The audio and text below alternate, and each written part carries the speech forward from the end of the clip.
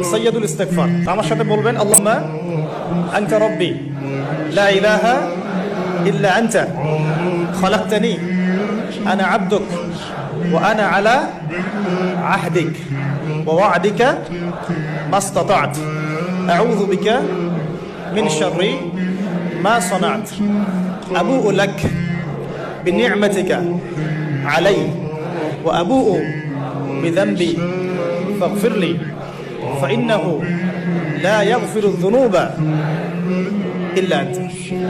এই যে দোয়াটা আপনি করলেন, নবী সাল্লাল্লাহু আলাইহি ওয়াসাল্লাম বলেছেন যে এই দোয়া পড়ার পরে যদি কেউ সকালে পড়ে রাতের আগে মারা যায় জান্নাতে চলে যাবে, রাতে পড়ে সকালের আগে ইন্তেকাল করলে জান্নাতে চলে যাবে।